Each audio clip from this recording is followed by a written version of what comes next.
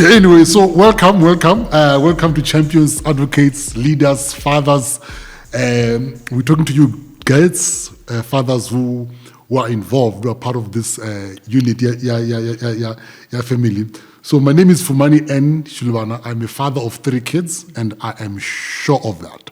So before we jump into this, please like, comment, subscribe on Uplift Network, where you can get the Father's Chair podcast.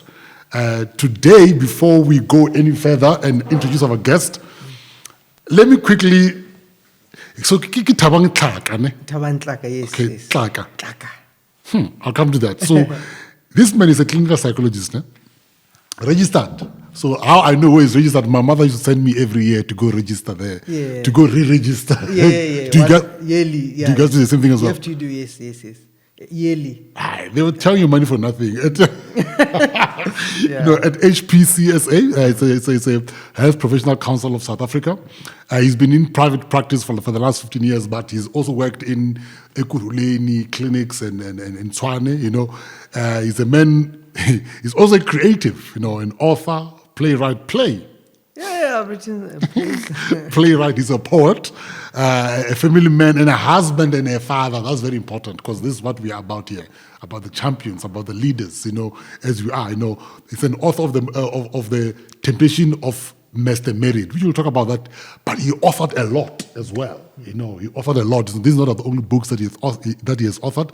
So, jumping into this, Mr. Thabang, maybe I skipped something, because you are quite a versatile man. Yeah. You also you've done a lot of TV. I know that if you guys know him, this man has done a lot of interviews almost everywhere.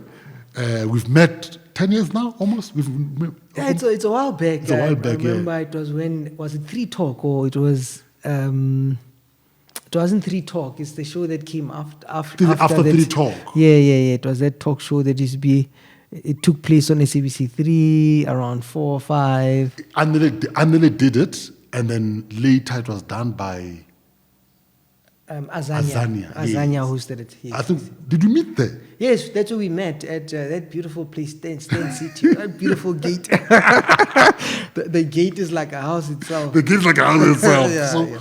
We met there. So we've known each other for a while, but of course, work and this. But one thing that we've never vied off from is the position of manhood. Yeah. As Ela, you asked me why this particular thing. For me, you see, I believe the important thing about this particular podcast is there's a lot of voices that are out there. Yeah. And I feel good, there's not enough voices for men, fathers. In a case where you will hear as if a father is not the part of this unit somewhat. Yeah. You know? Yeah. And that bothers me. Why does it bother me? Because we now, I don't know if it happens in your house, but this happens in a lot of households where somehow decision making about kids, it's meh.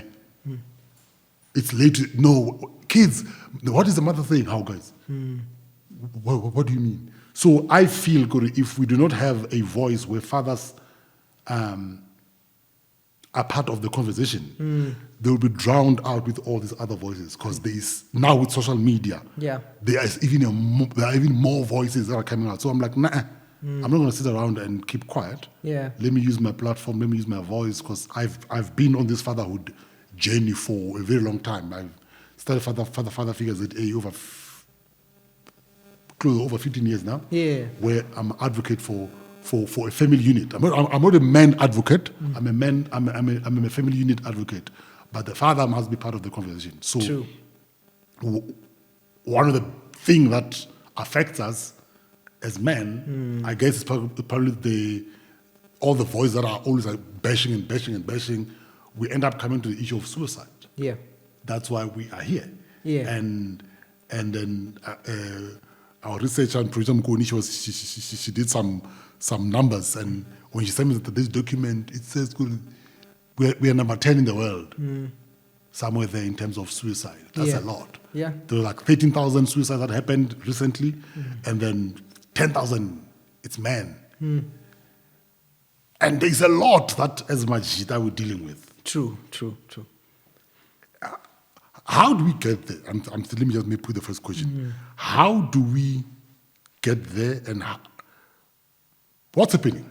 Yeah, I mean, I think it's a number of things. I mean, you'd agree with me that, I mean, the world right now seems there's a lot of shifts. It seems a little bit upside down. There's progress here, but there's another side where our men are struggling, right? And I think it's a number of things. One of the things is that I think before we get there, yeah. let me do this. I think Luko Edit will sort this out. Tell us about Thabang. Let's discuss Thabang first. You wanna start there? Thabang Utwakai, how many siblings? Is he in a home with both parents, one parent? What's happening? Fair enough. Actually, I'll answer that, being that this is a platform where we discuss, family, fathering, men now. So I was raised by both my mom and dad, right? So I was raised by my mom and dad, and I got to actually watch my dad and watch my mom interact. And being a man right now, I actually understand what I got from my father and what I got from my mom. And I've got, I'm the eldest of four. I'm the eldest of four. I've got, and my father had a family before us. So I've got other siblings. My father has 8 children in total. And but I've always been a very curious child. Became a curious teen. Now becoming a curious man. I'm married almost 13 years now. Almost 13 years now. You are our mentor, basically. In November. I've got 2 children, one on the way. And wait, 2, 1, no, meaning 3. Yeah. So by the end of the year, God willingly, I'll be a father of 3. And are you looking to have more? No, I think it's full stop. We'll see. No, you must go cut. Yeah. You must go. Snip. Yeah, I'll think about it. I'll recommend you someone. Yeah. So essentially, that's my background. But I've always been a curious person, which led me down the route of psychology. But I'm a creative as well. I process by writing. So I started by writing poetry. I went into books, plays. So, but essentially, I'm a curious individual who's fascinated by people. I love family. Right now, I went on a journey studying men. I'm about to take a segue to focus on women right now. But otherwise, I think that's a bit about me. And I'm very excited to have this conversation. So, growing up, like in a house with both parents, there's something I'll ask you, which I had to deal with a lot of time because I also grew up in a house with mom and dad with it. Yeah. But what kind of household was that? Like, what do you think? You mentioned you've copied certain things, you've seen certain things. What kind of household was that? And also, your dad specifically, because we know we've got like a couple of men. We've got like men who are involved holistically. We've got those who are present but not emotionally involved. Yeah. We've got those who are just not there. Yeah. We've got those who want to be there but are denied access. So where do you think you put your father in that category? Very present but very strict. I grew up being afraid of my dad. He was very present, very quick with his hand, very quick. But that generation, they were like that. With the belt. But I think it was maybe more than that, maybe more than that because we had this conversation many years ago when I was studying psychology. I started understanding actually his own dynamics, right? Because I was afraid of him. He was a kind of man, if I had the car coming back, when he at the gate, you quickly wanted to go and sleep. And but I didn't understand it. It wasn't much later on when I started studying. Then I realized he was also the eldest like myself. If things went wrong, he would take the blame, and he grew up being disciplined a lot. And so he did that with us, right? Yeah, so he did that a lot, right? He disciplined us. I was very afraid of him, but very, very, very present. I mean, the other day I went home, or maybe if I can give you an anecdote as an example. I remember in school, in school, we used to have noisemakers. These people write noisemakers. Yeah. We were in the school, the teacher left, and the teacher told one of the learners to write down the noisemakers. The teacher left, and then, of course, kids without any supervision, they start making noise. And then the teacher came back. When the teacher came back, he said, he just said, who was making noise? No, I wasn't sleeping. And the teacher said, I don't care. Everybody's going to get it today, right? You get a hiding. So what happened was, so we all had to partner up. Everybody get a partner. So we got partners. Boys went to the boys, girls went to the girls. The girls were hit here on the hand, and the boys were, the teacher would hit you, and then you have to swap. So that, as they are hitting the other one, you could, soothe yourself. So the teacher hit us so bad, I was bruised. I went home one day. I was taking too long in the bathtub. My mom came and said, but you are taking very long. My mom is a nurse. So I showed her. I said, hey, look at what happened. And my mom called my dad. And my dad saw me. And the next day I was in class. I just had the principal say, Thabang, Tlaka, your father is in the office. They're asking for you. I went to the office, and I found my father in the office. And my father was sitting there in the office, and all he said is, I just want to see the teacher that did this to my child. I don't want to fight. When somebody says, no, I just want to see him. I just want to see him. And everybody was like, no. He says, no, I just want to talk to him. But they knew what's up. Yeah. And the principal, then they had to take me to the doctor. The teacher never came. My father was so angry. They took me to the doctor. I remember the principal was walking me. She took me, and she said, your father is strict. He's angry now. And so there were moments. What grade was it? I think maybe grade 4. Standard. It was standard. Yeah, it was standard at that time. And so my father, there were moments like that. The other day, this year, I went home and I was supposed to go somewhere. Somebody called me about some deal at some mine, which was a scam.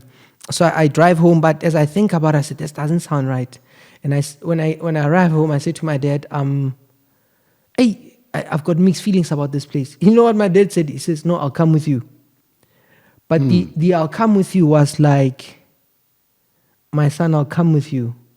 Like, and if something goes down, yes, I'll be. And actually for me, it's how he said it, And so I've always had that man who had my back, but very strict. And so it was like a man I was afraid of, but I knew that when it came to me, my dad didn't mess around. And to all of us, actually, he was just a man, very strict, likes things very orderly, love him, so it's good. I had that kind of that. It's because, and funny when you're speaking, because I also grew up in a family, in a church like that. Yeah. I can relate. Yeah. In a sense that we were once moved at school. Yeah. My parents went. Yeah. So I showed my dad, I'm like, we moved. Yes. And I think I was like 14, something like that. Uh-huh. And we moved with almost similar situation. Yeah. So the guy, he made us... The canes. No, that one, he made us take off our pants. Uh-huh. And he took a shambok and he moved us, a lot of us, because I still have scars here till today. When I showed my dad, Charlie, it became a mess in the family. Yeah. Like what happened? When the school opened, we went back to the school. I promise you, second time I attended Mahala. Because your dad had to intervene. Yes. They had to make amends. They had to make amends, and because they're like, how do you do this to kids? So my point, what I'm saying is that I actually can relate. Yeah, to that point. Yeah. So with the fact that, yes, like I said earlier, from their generation, it's a whole different ballgame. That's why sometimes I was hard on my dad, but as I grew up, I'm like, but nah, man. Sham Diman didn't have certain information. It's true. So I started becoming, to say, especially with kids and everything. Yeah. So, but the next one, you mentioned, Hore, it's a whole structure of a family. How do you then, as a firstborn, Yeah. are you a deputy parent? Yes. Kohai? Yes. Yes, because in fact, not just at home, which was a bit problematic even. I became the deputy parent, but also sort of like the example to the cousins. And you are that guy in the family. When they scold you, they say, "Why are you not like so and so?" Yes. And that thing actually got me in trouble with the other relatives, like my cousins, and because I became this guy that their parents used as an example. So I think it created a bit of a distance. Not just him, but I mean the other family members as well. But I am deputy parent. At least now I can process and work with it. But yes. I refuse that title. Yeah. No, I can know. Yeah, not now. Now with time, I learned to actually. So I mean, we actually sat with my parents and I said, "You must stop that." But many years ago, and it's psychology that actually helped me, as I understood parenting, relationships. Then I set them down. And I said, "No, don't do that." But I can see how that has shaped us actually. I think boarding school helped me. Yeah. Because somehow there's a thing that happened. Yeah. Because I went there when I was like 14, 13, or somewhere there, 15, whatever. Yeah. For some reason, I was able to be that person who can come in and outside. Yeah. But still part of the family, but I can be able to see things different. When my mom later, she was diagnosed with bipolar, actually. I saw it early before they saw it. Yeah. Because I kept on saying, guys, there's something wrong with mom. But because I was a child, they were like, now you don't know nothing. I'm like, guys, there's something wrong with this woman. But my point, Corey, I think being able to go in and out, it helped me. That helped you, even give you now, perspective. I think that's one thing that made me not become a deputy parent. Because as much as I grew up with them, I didn't grow up with them. Yeah. Yeah. So any sports? Did you play any sports growing up? I did. I mean, I was very sporty. I was always in the athletics team, soccer team, captain of the team. I was those guys, best discipline learner at school. We're not the problem. We're not the problem. You would get us in trouble in class. I was those guys. Teachers liked me. Yes. Learners liked, but it caused problems. It would cause problems because we are here. When you wanna be here, exactly. What's this? But I was just one of those guys, who. And I think part of it, I think it's being maybe sensitive and deputy parent or raised that way. And just not wanting to be in trouble, trying to do the right thing. So I was just one of those guys, So, Mina, the same nothing with you. Yeah. Where my sisters didn't like. When they said 5 o'clock, be home, I'm home 5 o'clock. Yeah. So we're kind of similar in that case. When they say, yes, go to a party, but 5 o'clock we're coming to fetch you. Yeah. I'll be at the gate, and my sisters would like, no, still want to continue. Yeah. So I was that guy. Funny story. 2005, 6. I'm a father by then. Yeah. Me and my friends wanted to go to Kruger National Park. And my mom said one thing. She's like, because it was Kruger National Park on a Sunday. And it was Christmas. Yeah. My mom said, listen, in this house, Christmas Day, we go to church. Yeah. I'm like, no, but ma, me and my mom, she's like, listen. We've got plans. And She's like, it's up to you, but in this house. Yeah. Actually, I didn't go. I didn't go. You complied. I complied. Yeah. I'm a father by then. Yeah. Kaspana. Yeah. You are your own man, but I'm my not own at man. home. Yeah. But the first day I was home. Yeah. I complied immediately. Speaking of being home and away and being raised with 2 parents. Yeah.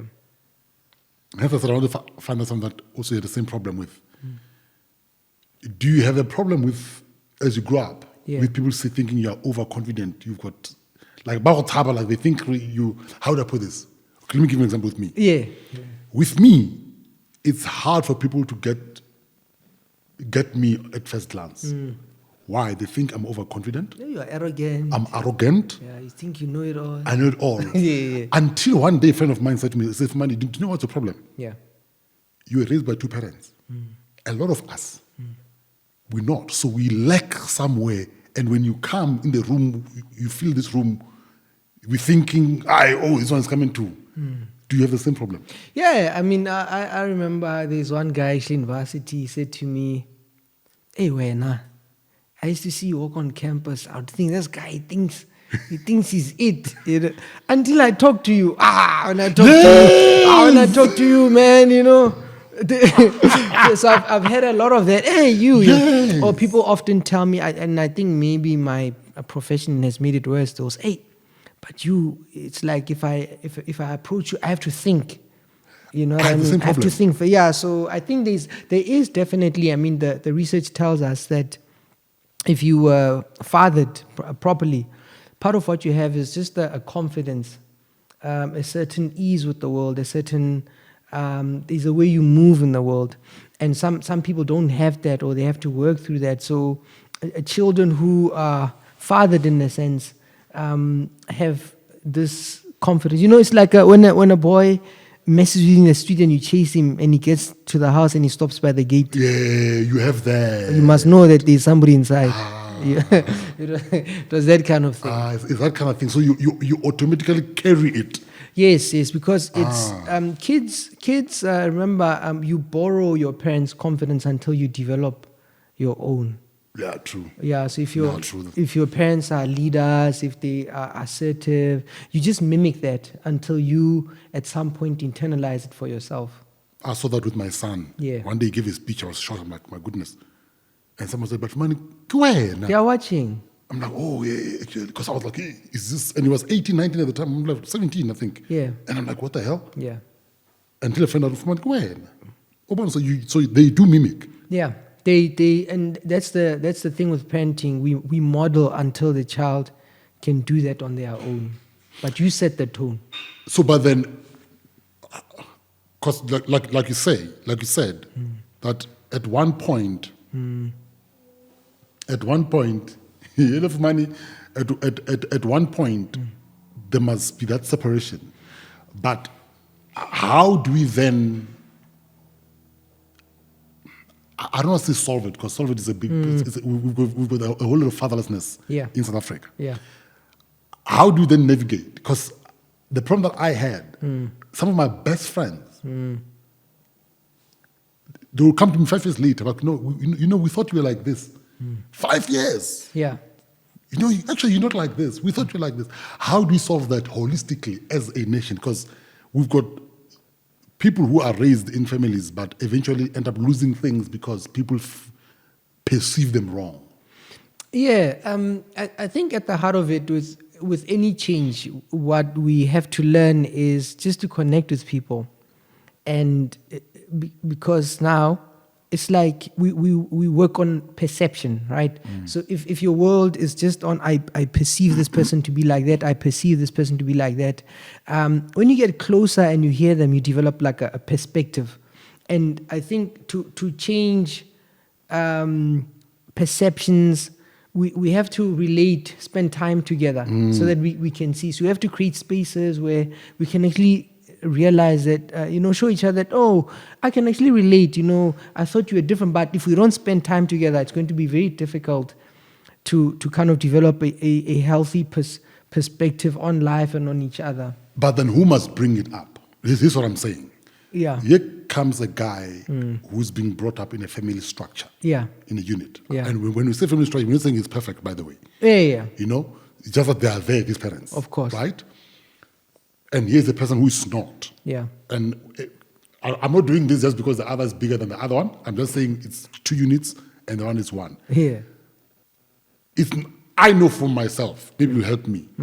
It's very difficult to switch off what I am. Yeah. I bet it's the same thing on the other side. Yeah. But for this thing to merge, there has to be compromises. Yeah, are you talking in terms of a relationship or in terms of friendships? Or? Because like I'm saying, most of my best friends, it took them years. Yeah. To actually say, but for money, wait a minute. Yeah. Until this other one, a friend of mine who was raised by parents and dad died, but he understood the psychology that I didn't understand.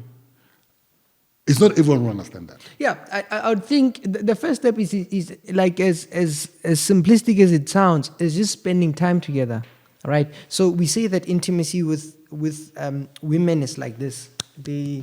Is face to face, right? Yes, yes. But intimacy with men is side by side. So it's let's do something.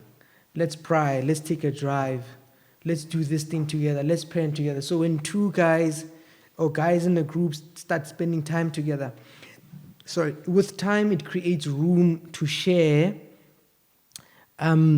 Let's call them intimate details. Like, oh, I used to perceive you like this. But it's very difficult to create those spaces where we can connect if we don't spend time together.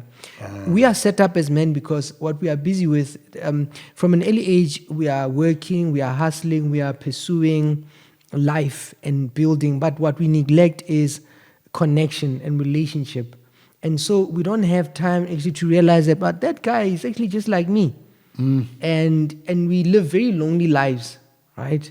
And if we are not careful, that's why we struggle when we are older. But simply put is, we are able to see each other because we spend time with each other.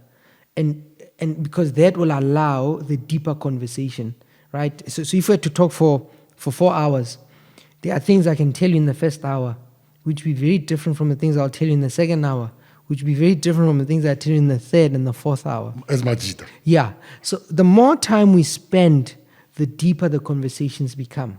But if we keep working, busy, we'll never get to a point where we realize that this man is just like me. We've got the same concerns, same dreams, same passions. And so that's where I would start. I think men need to have friends. Because most men don't have.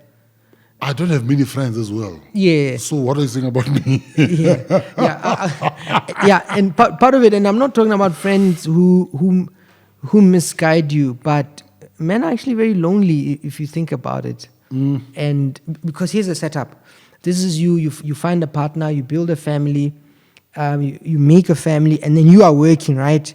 Typically, mom is spending time with the children. And then, but you are out, you work, but there'll come a day where you are not as strong. Then we say men become androgynous late in life. So when you are approaching your 50s, you become a bit more, you want to spend time with the kids. But then they are older. Daddy, I'm going out. They are close to mom. Oh, it's vice versa here, Charlie. You get what I'm saying? Then you start. So I'm talking the general picture. Yeah. You start being lonely, like older, these men who sit under trees and think. Oh. Because, you see, I don't know. Do you know why I don't want to have many kids? Yeah. Wife wanted to have 4 kids initially. I'm like, hey, Charlie, that will kill me. Because it means I will have 5 kids. Yeah. And I've got big dreams. Yeah. And I love parenting. True. Dude, I love parenting. True. You can leave me the whole week with my kids. I will not call you once to ask anything. And we are very close. So I said, if I have more kids, I'm not going to achieve my dreams and goals and stuff like that. Yeah. So am I being weird as a father like that? No, actually what you are touching on, maybe one day you must actually just have an episode on that. Okay. The struggle for men to actualize. Actualize. To self-actualize. That's too much English, Thabang. Maslow came up with this hierarchy of needs, saying, a human being needs like shelter and food. Yeah. I know that. Then you need recognition. But self-actualization is you saying, I've got these dreams, I want to be this man, I want to be great. But the responsibility of family then takes away that for men, and people, I think even partners, wives don't actually get that. No, they don't. When you are being a good father, say you are present at home, it means you're also not being that guy that you want to be, right? Here's my belief, Thabang. Yeah. And no one can move me from this. Yeah. This notion of saying you can balance work and home, I think that's a fallacy. No, it's not possible. It's not possible. You prioritize.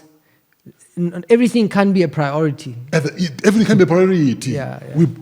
That's what I do. I'm like, here. Like, oh, now I put it here. Yeah. Oh, now is this, I put it here. Yeah. Because we are now, and I hate even movies. Movies do that a lot, where they were like, no, father, you supposed, oh, mother, why are you working? You're supposed to be with us. I'm like, but guys, if he stops working, you're not going to school, girl. That trip that you say you want to go, it's not happening. Yeah.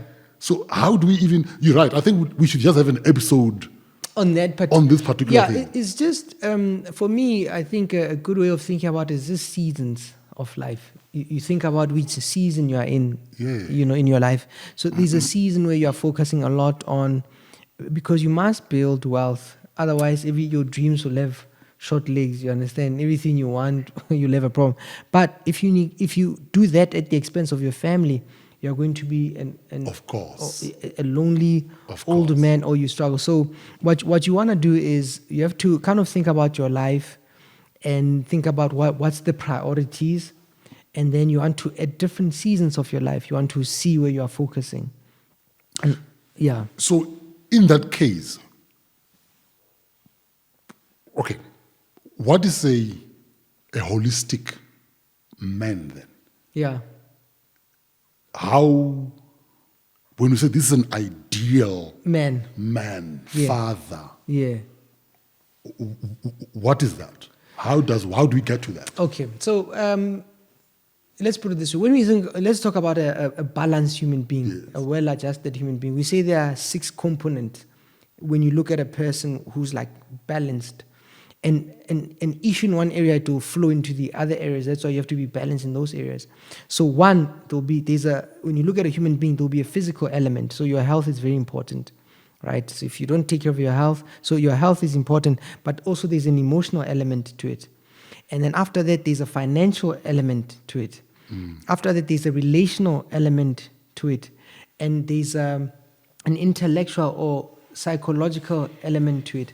And then there's a spiritual element to it. So a balanced human being almost has goals in those different areas, because a deficit in the one, it will flow in the other ones. You could have a lot of money, but if you are ill, you die you can't spend it. You could you could be very healthy, but if you can't afford to pay for things, to help your children, you could have all those things, but if you don't have relationships, you don't have witnesses, people to spend with, people to love, and people to build with. So a balanced human being needs to do that. So I often say then, as a man, you have to prioritize, set goals in those different departments. What are my financial goals? What's enough for me physically? Billion. Yeah, so you must define your enough physically. So what's good for me emotionally? What things do I need to work through relationally and spiritually, that I have what's my path? Now when you are able to address those different areas, and then you start small. Sometimes you're focusing on the one area more than the other, but you need to check all those boxes to be a well-adjusted, balanced man. Then which brings us to today's talk. Yeah. Which is suicide. Yeah. Which is one of the biggest things that men are dealing with. Yeah. I'll speak to, globally, True. But even here at home.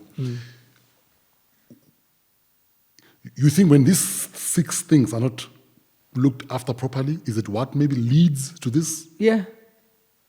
Point where a person actually takes their life? Yeah. So if you look at those different dimensions that I'm talking about, the typical, what we usually focus on as men is finances, and we work on the money. But where we are not so well developed is actually emotionally. So we struggle to regulate. Men are very emotional, actually. We struggle after breakups more than women. Right. So it took me 5 years to marry after my divorce. Yeah. So men are very emotional. It's just that we don't think of it that way. Before you even go further, yeah. This is one of the reasons of this podcast. When you say men are very emotional. Yeah. What is the general talk about men and emotion? Yeah. You have to be tough. You have to be stoic. Don't show emotion. You see. Yeah. Don't show emotion. And we like it if we don't show emotion and we achieve, but it's got a... So that's one of the reasons there's an edge to it. Particular podcast to deal with such things. I'm sorry to catch you there. Please continue. Yeah, I was just saying. So part of, if you look at why people complete suicide, part of it is that they would have struggled with processing whatever they were feeling. They got to a point where they were feeling overwhelmed. And they, in fact, we say emotional intelligence is actually something that works against what people, when it's actually what helps people not complete suicide. Because you can wrestle with what you are struggling with, right? Let's take, for example, when do men complete suicide? I've worked with men in ICU. Part of it, the common story would be, I lost my business or I lost my partner. And because I couldn't deal with those things, right? I didn't have work, or I didn't have money, or I lost my partner after I did everything for her. And because I couldn't deal with that, and nobody understood me, and nobody could see me, I felt so overwhelmed. I thought, let me rest. So there's like I felt burdened, and I couldn't process that. And I thought the answer to this burden was to take my life. Before you continue with that, Yeah. what is emotional intelligence? Because this word is thrown out easily a lot. Yeah. But what is emotional intelligence? When we think of intelligence in general, we think about the ability to survive an environment, right? There's IQ, that's fluid intelligence, being able to do numbers. That's what we think of things like that. yes. But when we talk about emotional intelligence, we're talking about somebody who has the ability to recognize what they feel. So they can actually name their feelings. They actually know what is triggering them. So I feel like this because this event happened. They are able to actually even maybe motivate or direct themselves. They are actually able to, when they feel something, they are able to manage it, process it, become aware of other people's feelings. And so they are able to work with emotions in such a way that the emotions informs their behavior, and the emotions don't necessarily take them over. So they are not led by their emotions. They sort of consult. They understand what anger means. Anger means somebody has crossed my boundaries. Sadness means, oh, I've lost. Surprise means, oh, something new has happened. Disgust means this, I need to protect myself. So you have a vocabulary of what you feel, and then you then know how to behave because you understand how you feel. How do you learn that if you know nothing about it? By the time somebody is 6 weeks old, a child has the basic emotions. And what happens is, so it comes from parenting. So you never understand a man until you understand his story, right? So it has to do with how we were raised, right? So if you were raised in a home where emotions were articulated, understood, you are able to work with them. Let's maybe as a way of an example, children don't know how to talk, they feel, right? And so what they do is they cry. Yes. So how we teach them now.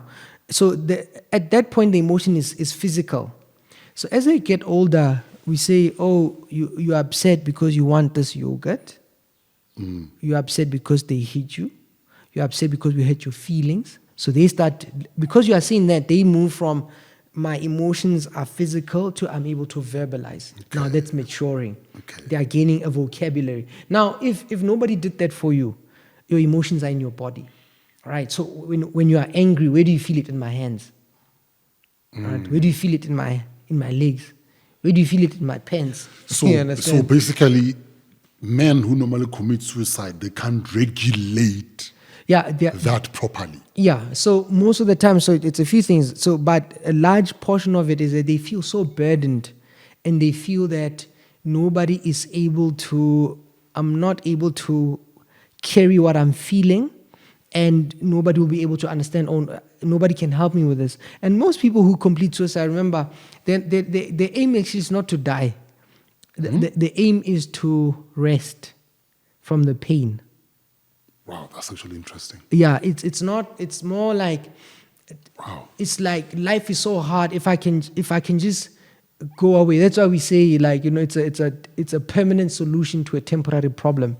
So the problem that somebody is trying to solve is, I feel so burdened, I feel so overwhelmed, I feel so alone, I feel so like I can't do anything. So if I just went away for a little bit. And it's gone forever. Yeah. And by the way, more women actually try. Yeah. I read somewhere that says actually in terms of attempts, Yeah, it's more women. They've got more attempts. Yeah, it's the methods that men use. Yes, now we've got more completion rate. Yeah, men. Than these ones. Women use like pills and things like that, but men would, of course, you know, I don't know. You put a disclaimer. Yeah, ropes, cars, guns, like more violent ways. Yeah, a brother of mine. It's how he actually took him his life. Yeah. Just horrific.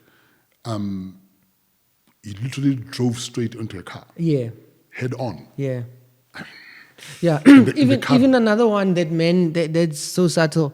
When men are supposed to take medication and they don't, right? And because they know if I don't take my medication, say my immune system won't survive. So that it goes into health seeking. So you see that a lot where a man is supposed to get help, he doesn't get help, and eventually he loses his life. You know. Again, I have a cousin who did that. So those are the different methods that men employ to take their lives. But So basically, we're violent towards ourselves as well. well, I suppose if you compare men and women, you know, we say we are mostly the same, but except we are different we are different in three areas. One of them is aggression, risk taking, and of course sex. So there is an aggressive element to a man, a risk taking element to a man. So even the methods that we employ, I mean, we risk, we are very aggressive with them. So, I'm still stuck there on them. In their minds, it's called I'm resting. Yes, I'm resting. There's a story I often tell. You know, when I was, I remember when I was in school, my father actually didn't want me staying at home during school holidays, so I'd go to his office. So when I'd go to his office, he shared an office with this other gentleman, and I remember this gentleman. Every time he had that somebody died, the guy would say, "Hey, we could eat, ne? Hey, mama, we could eat." That gentleman eventually actually completed suicide because that's how he saw it. I can even attest when Ricky actually died, the clients, the patients that I was seeing, like that actually, like it made it a bit worse for them. You know, so we had to contain people. Remember when there's, so when you look at suicide risk factors, in an environment where there's a lot of people who are doing it, it actually inspires other people because other people are thinking about it. Funny, before you got here, that's what we're kind of talking about. There are people who are actually talking about this as if it's a normal thing. Yeah, so there are people who are thinking about it. And so if they see somebody do it, they say, they got it right. It's possible. Yeah, it's possible. So there's that part of it. So actually, it's even in families. Actually, if somebody in the family has done it, it actually increases the likelihood in other family members. So in a case of South Africa, Yeah. if we bring it home, what do you think could be the cause? Where are we? How do we solve it? One metric we could look at is just unemployment, right? We often say, why don't men talk? Why don't men share their feelings and all that? But one of the best ways to help a man is to give him a job. Yeah. Not so much for him to talk about his feelings or give him purpose and give him something to do. And so if you have a country where a lot of men don't work and we judge them and their dignity is compared to what they do, you can imagine what that feels like every day, seeing people live a nice life. You have people, you're dependent, you're not able to feed them, right? You can imagine what that feels like. Women you can't even look at unless your budget is a certain way. You can imagine what that feels like. So in a situation where men don't work, right? So that's an element. The other one is our history. Yeah. We also have a very traumatic past, a very violent past. You were raised by parents who suffered. And some don't even know their parents.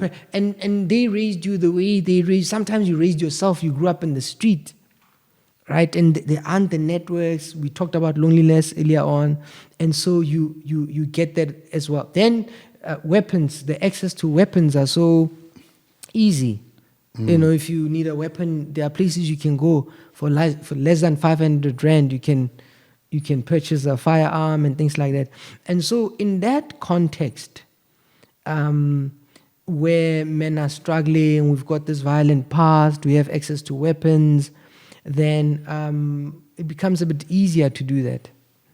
Now, so yes, of course, employment could be one of the biggest things, which goes back to one of the things I was saying earlier.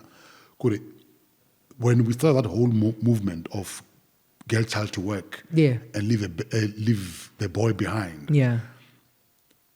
I didn't have words for it back then, but somehow I had an intuition to say, guys, this won't end well. Yeah, it's not good. Actually, a society of underdeveloped boys, neglected men, it's actually very bad for women, right? If we think about coups in countries, a place where men have nothing to do is very bad for women. Because we've got so much energy of it. Yeah. So if some person just comes, I'll give you a purpose, I'll give you direction, I'll give you food. These people are actually, they are the reason you are not having something for yourself. So leaving the boys behind has created a problem because they become underdeveloped, they drop out of schools, but they must also make a living. So what avenues are they going to pick? And having said that, back to my argument is that whether we like it or not, men, because I've also have an issue with this thing, with these arguments online, a lot of feminists and people who believe this particular cause to say, no, as women we can do it by themselves, but guys, it's nothing like that. And fine, let's say there is something like that.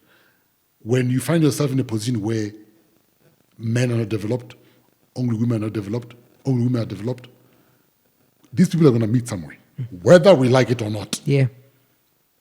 This is one collision that's inevitable. Yeah. Now, my problem with I had 10, 15 years ago was this. Guys, now imagine she is so super developed. Because being genius, being intelligent, is training, is mentorship, it's all those things put together, right? Imagine now you have to come and talk to this person and you can't match them. You've got energy, you've got strength.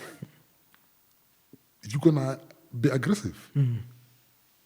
Yeah, because I mean that's maybe what you are familiar with. So and I think and the bigger point there is that's why we're not supposed to leave anyone behind. No, and that's my argument. Yeah, we're supposed to everybody should be developed. Yes. That's my argument. Yeah, my argument has always been good, guys.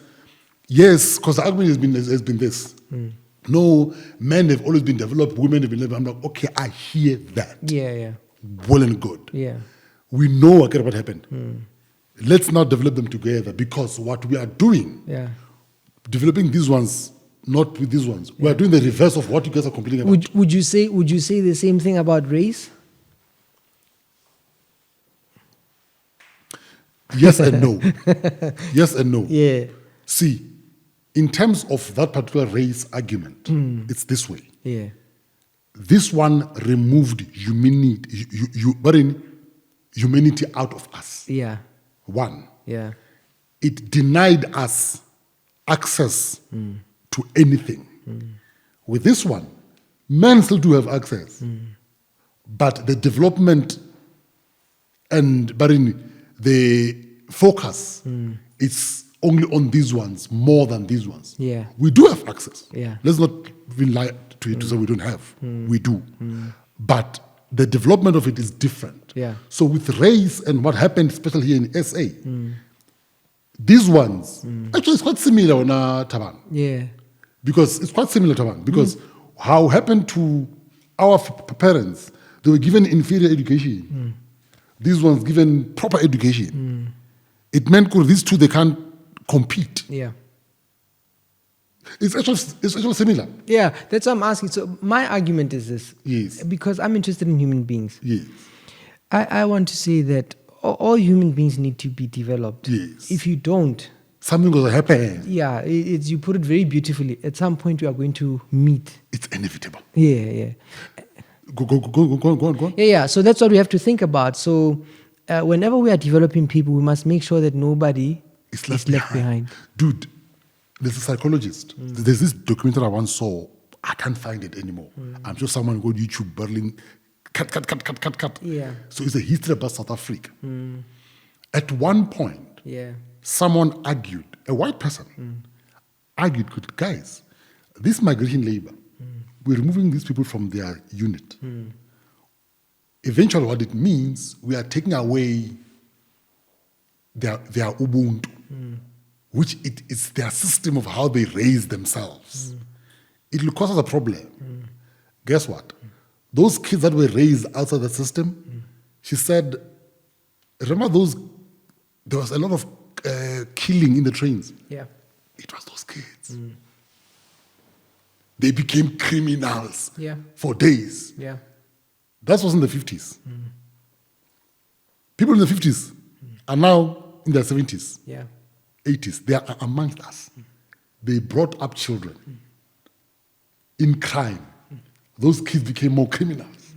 So it's the same, I think. Yeah. So when it comes to people, we have to develop everyone. One of the ideas, I would like to punt. Before you come to an idea, Yeah. though my argument with race and that, which is almost the same with men, women, everything, is that I also have an issue when someone or we want to deal with a thing, not addressing The past. the past or the cause or how we got here. Because I always have a problem with, because I always feel good in South Africa. When we deal with arguments, I will say to my wife sometimes, I'm like, there's no point for us to discuss about another problem. Because about another problem, let's go to The source. let's go to the grandfather. Yeah. About another problem, what are we doing with another problem? Yeah.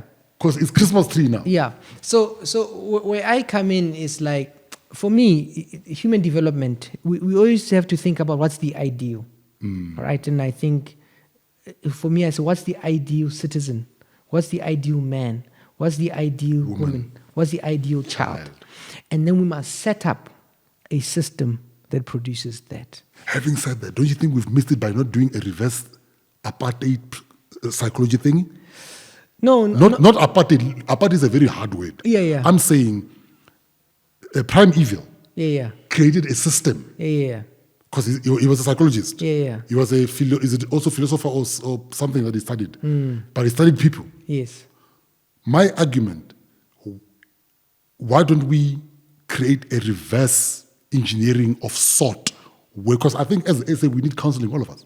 Yeah, you're actually agreeing with me. So, Okay. So the way we do it, for me, it would be, what's the ideal? And then we have to drive everybody in that. And that in itself, it will take out whatever is missing in our, if it's confidence, if it's the ability to learn, right? Because we develop by pursuing something. Like if you wanted to change you have to think about the end in mind.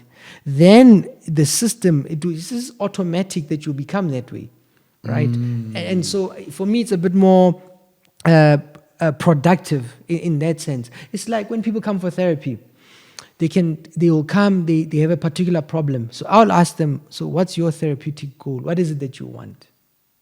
I know I hear all these things that you don't want, and we'll go into that. We'll talk about, how is it that we'll go back to the source. But ideally, where we must eventually get to is, who do you want to become?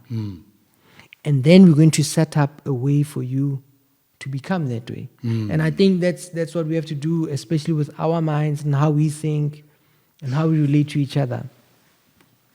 Because it will also solve the whole suicide thing, because people will have things to do, they will have those self-actualization. Yes. Learn something new. Yeah. They will be able to self-actualize. Yeah. But then, come back to yes, we're agreeing, shouldn't we then be intentional? Yes. Create programs at schools. Yes. A couple of years ago, I saw an article that said, a number of psychologists are unemployed. I'm like, but guys, this is one group that should not be unemployed. Yeah. We should create Singapore. Singapore, we love quoting Singapore as an example of how they did well. One thing that people never mention about Singapore is that they actually had a program. So those are the systems. And, I had a friend, Yeah, I've got a friend. We were talking, right, and he's in media, and I was telling him about shooting movies and stuff, and he said, he said something. He said, "See, the problem with you guys from the humanities, you don't know how powerful you are. The rest of us, will build bridges, we'll do these things, but the psychology of the people, you guys need to make a concerted effort to work on that." And so we do need systems. One of the systems actually is what you're passionate about, is the family, right? Because that's the building block. So we have to build a man, we have to build a woman so they can build their children. It's much easier to shape them than to change things or people who struggle with a lot of trauma, right? So we have to build from this. So if we can actually organize that, the way the family develops, then we have, because you sit with your children for like 18 years, the kind of equipping that you can put in there, right, that prepares them. Just if we want to build a society, we cannot neglect that part. And everybody will play their part, in terms of policy, in terms of education, in terms of health, in terms of sport. But we have to reimagine what the thing should look like. But do you know what's my fear? Yeah. Thabang? And again, in the next 10, 15 years, we're going to birth a new thing. Yeah. Now, there is I don't know whether to call it a craze, but this thing, Yagore, I don't need a man, we don't need men to have children. We can make children by ourselves and take care of them. Yeah. It's a thing now. Yeah. Isn't it the same trap that we're going into, because now we'll have more suicide? True. I see it often at work. A mom bring their teenage kids who are all of a sudden saying, I want my dad. Take me to where my father is. I want to talk to him. Why do you want your father? What do you lack? And identity, a sense of history, a sense of who I am. I see other families and I wonder about myself, right? And so the children have that thing. So I think there was a lot of hurt, and then we are just overcorrecting. But essentially, I think, men and women, we actually need each other. We do, Buffet. Yeah, because we offer children different things. Yeah, so that's what we have to fix. But I get our sisters, I think part of it is many grew up in very painful. I don't get them now. I get them because, to be fair, I think we underestimate what it feels like to be a woman. Right? For me, it's not an underestimation. Yeah. Here's where I'm saying I don't get them. Yeah. This is your child. Yes. That you say you love. Yes. You know love. Yeah. To this thing. Or for this thing. Yeah. If you love it the way you say you love it, why would you want to put it in harm's way? Harm's way by not including the father. Dad. Yeah. Yes, given. There are fathers who are just not proper. Yeah. I'm saying there are father figures as well. True, but we have to think about it. You're talking about not dealing with the children of the problem, right? Yeah. So we have to go back to understand the story. By the time we start romantic relationships, there's a history. There's a history of the man I knew, the man who showed up for me, the man who traumatized me, the man I watched. So you're also the man who broke my heart. Do you understand? So I'm just saying sometimes... But he broke you, not... Yes, but what I'm trying to say, when people are hurt, you see, this is what pain does. It makes you very myopic. Pain makes you focus on here. You don't think about the long term. So, I get... Let me give you an example. When I say it's something I began to appreciate when I was working. One lady came to me many years ago, and we were having a conversation, and then she explained how she has to be when she comes for the session. She's telling me how she travels, and then she has to put up a front or a no nonsense look to come, and we have therapy, and then when she gets in the office, she relaxes, and then when she has to leave, she has to be that way. So we explored that. Then I began to understand, like, when I go somewhere, I don't feel like I have to Put a facade. Nah, I just go to, 10 men are not going to talk to me, or 10 women are not going to talk to me. And you understand? True. But if you think of a lady generally, she has to go somewhere, right? Hello, how are you? You don't want to talk to me. You think you're bad. 1, 2, 3, 4, 5. Right? Another observation. If you see how when you go shopping, when those guys come and try to help you with your basket, what do? It depends on the mood I am in the What do men generally do? One day you must sit in the parking lot and observe. I'll kill myself. Yeah, the men say no. Yes. What do the women do? They get helped, some of them. Do they want to get help? I don't know. But you see, for their defense, they have to comply. Let me flip it. Yeah. Who's raising most men in SA?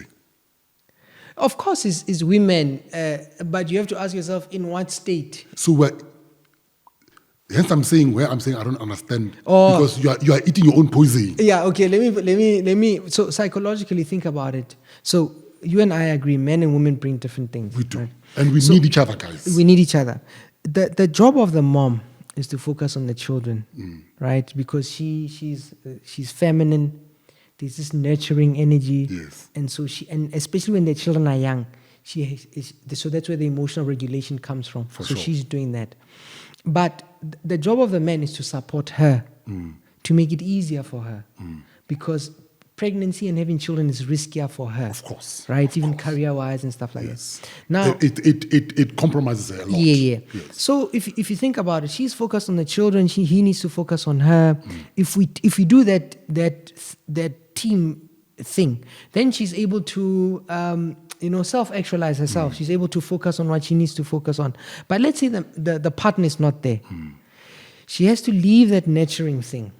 She has to develop a certain kind of personality. That is not her. That is not her, right? Which is uncomfortable for her, which is even heavy for her. Of course. You get what I'm saying? And so we meet them like that. But part of to settle that is to say, but like we are here. And we are here, and that's why we have this podcast. Yeah. Because Majida, we also need to understand, Guri, at one point, yes, it's heavy. Yeah. It's not easy. Yeah. But be involved Yes. in the raising of these kids. Yeah. No matter, we can't jump on the emotional roller coaster of saying, yeah, they don't want, therefore I will go. Because Yes. for me, the thing I'm saying, if you love this thing, you claim to love this thing, it also flip it to us Majita. Yeah. To say, brah, don't tell me, no, this kid kiwa high. No.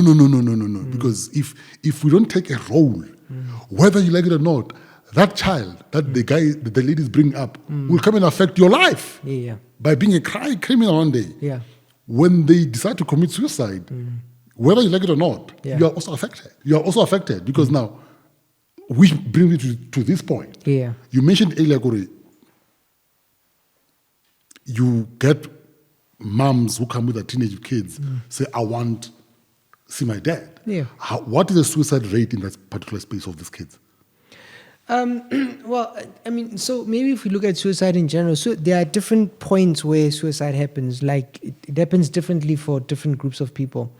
Suicide is high for teenagers because they are also a little bit impulsive, right? Remember, they are developing. Yeah. One day they're like an adult, the other day they're like, so they are individuating. So part of and when they are very upset, they might do that.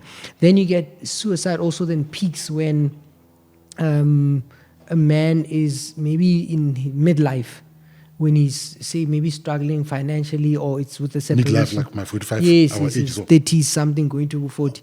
Yeah, when things are not working out financially, and things like that.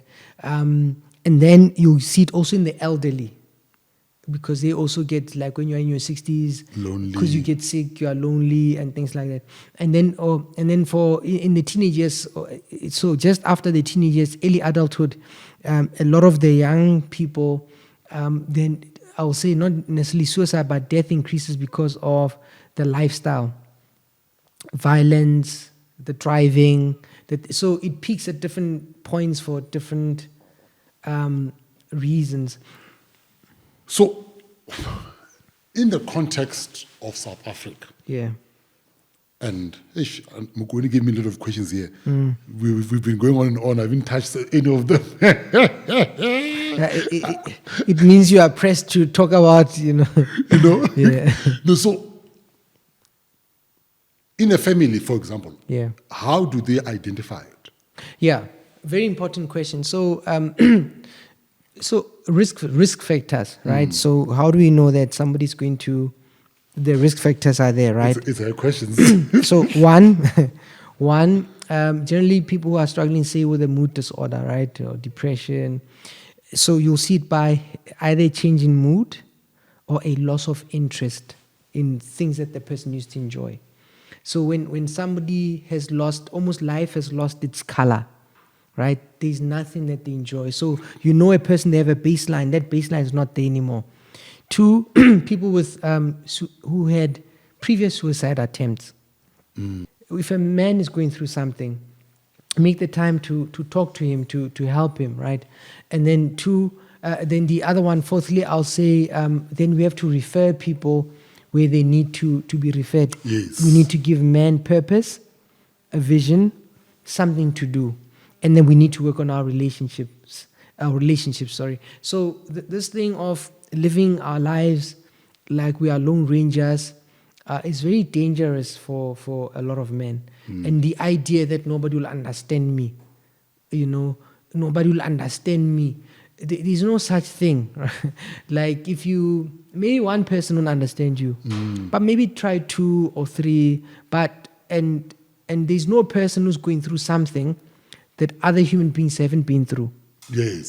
So we have to make the effort when we are struggling to try and get help. Then the last one I would say is, I think we have to help men with a range of emotions.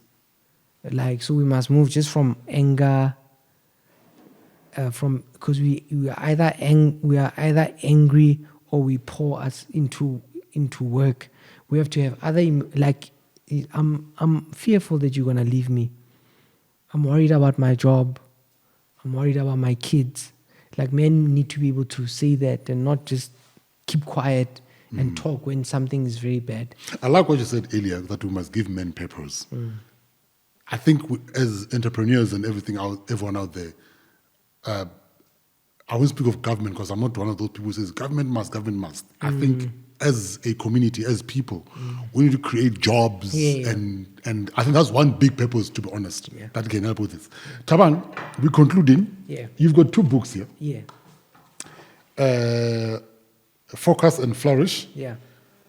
You've got one that says The Temptation of Mr. Married. Yeah. And you do have one that's coming up. Yeah. So I think touch on these 2 and then also on the one that you are writing. I think I'll touch on, so Focus and Flourish quickly is just essentially about, we live in the attention economy. And the argument for me is, whatever you focus on is what will grow. So think very clearly about what's important and pay attention to that. In The Temptation of Mr. Married, most people think that it's about affairs. But inside actually is a story of men. I discuss different men. There's Mr. Anger in there. There's Mr. Mother Said, Bommabare.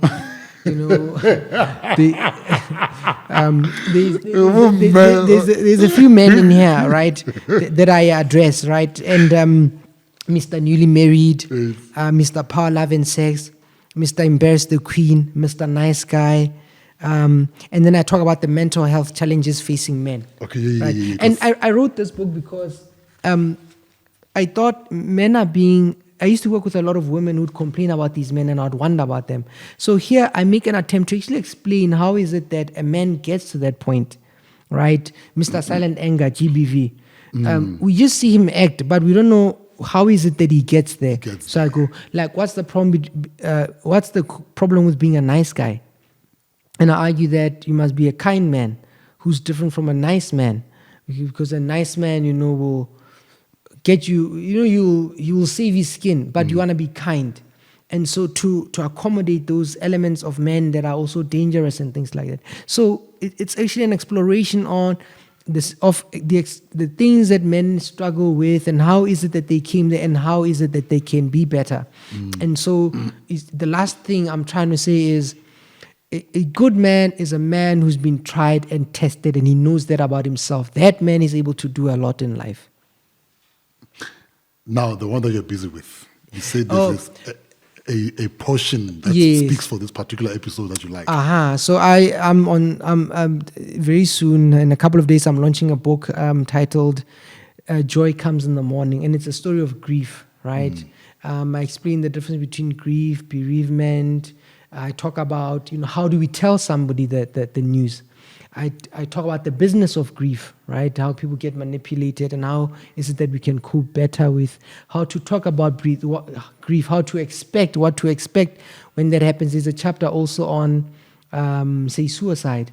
I discussed a German pilot who went and, crashed a plane in the French Alps, killing 150 people. And Professor Bongani Mayosi in UCT, who told his colleagues that I'm not well, they just said, work, work, work. I discussed collective grief, how we are struggling as South Africans. I discussed Marikana there and the impact of things like that. Then there's another concept that is called ambiguous loss. Sometimes ambiguous loss is a loss that can't really be mourned publicly, which could be also suicide.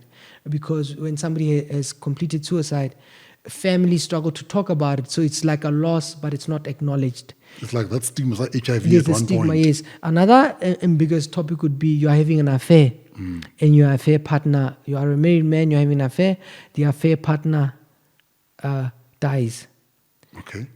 How are you going to go home and cry? Or how are you going to explain your grief? Right. You think people cheat to that level where they feel sorry for that person? Yes, Yes. and so there are people struggling with a grief that I can't mourn, or a celebrity. So sometimes you don't, you grew up watching somebody. They are part of your life. You got made when they were with their song. This person passes away. How are you going to explain to your colleagues and family why you sad? You've never met this person. So there are those losses that we never think about, right? And so and then also discussing children. How do you talk to children about grief, and people who've lost children as well, because that's also a big problem. Big problem. Look, I think for me, I love the psychology of things. Yeah. It's one of the things that fascinates me. Yeah. So as we conclude, look, you and I are still going to have a lot of talk. You know these guys, so if you know these guys, we're still going to invite you and have other elements that we because if there's one thing I want us to get to the bottom of, Sure. is to know good as men, we have platforms. Yeah. There are other options. Yeah. There are other things that we can do. Yeah. There are other ways that we can get out rather than, like you said, because they see themselves, I'm going to rest. There are your kids. There's people that, your wife, family, that are left with such a hideous and painful moment that one takes their life. So, my brother, thanks for coming. Hopefully, this will make a difference. Again, this is a space where men must be left and know you are part of the family structure. You are part of the solution of all the stuff that we're having. He said, purpose. Go sell magwinya, man. Go sell arch on the street to get a purpose to be able to, not live this life and leave your kids behind. Please subscribe, like, comment at Lift Network. This is your podcast, The Father's Chair. Thank you. Ciao, my brother. Thank you very much.